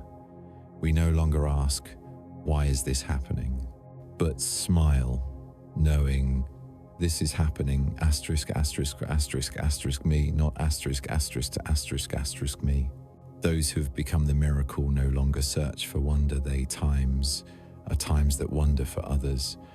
When they walk into a room, the atmosphere shifts. When they speak, people listen not for the words, but for the energy. They do not teach, yet every gesture is a lesson. They do not promise, yet their presence is proof that light exists in this world. They do not need to shine brightly. They only need to times be times, and the world feels a peace that words cannot describe. To become the miracle does not mean to be perfect, never stumble, never ache. On the contrary, it is allowing every facet of the self to exist without resistance. When we know that wisdom hides in darkness, that grace hides in pain, that blessing hides in loss, we begin to see life through the eyes of the Creator. Every challenge becomes a canvas for light to paint upon. Every crack becomes an opening for the soul to radiate stronger. Those who understand this do not fear suffering, for they know suffering is simply another form of miracle in disguise. Miracles do not happen by chance. They are summoned by the purity of belief. When we truly believe that the universe is always moving, times for times, us, never against us, never abandoning us, we begin to witness strange synchronicities. The right person appears, the right door opens, the help arrives exactly on time. Yet these are not miracles from outside, but asterisk,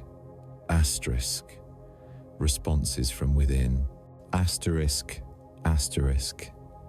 Everything outside is simply the reflection of inner energy, speaking back, saying, I have heard you, and I am co-creating with you. When we live in the energy of the miracle, everything becomes sacred symbolism. A rain shower is no longer just weather, but purification. A laugh is no longer just sound, but vibration rippling through space. A hug is no longer just contact of bodies, but two universes colliding. When we live in that frequency, everything around us, people, objects, circumstances, becomes a vessel through which love reveals itself. And then life ceases to be a chain of events and becomes a symphony of miracles being woven in every moment. To become the miracle is to no longer stand outside the universe observing it, but to feel oneself as its heartbeat. When we inhale, the universe inhales. When we laugh, the universe laughs. When we love, the whole vibrates with us. In that state, there is no longer the creator and the created. There is only asterisk, asterisk. Creation, asterisk, asterisk, gazing upon itself in infinite forms. This is the highest level of unity, when the human and the cosmos merge, when the I is no longer the center but the whole. And in that unity, we no longer ask for miracles, because we asterisk, asterisk, become asterisk, asterisk them. Everything we touch rises in vibration. Every place we walk grows brighter. We do not try to help others, but simply by living authentically, we already do. For in the light of a soul that remembers who it is, all other souls begin to remember too. No doctrine, no advice is needed, only presence, and the world adjusts itself. Ultimately, the greatest miracle is not turning water into wine, nor moving mountains. The true miracle is asterisk, asterisk, human awakening to the sacredness of their own being. Asterisk, asterisk.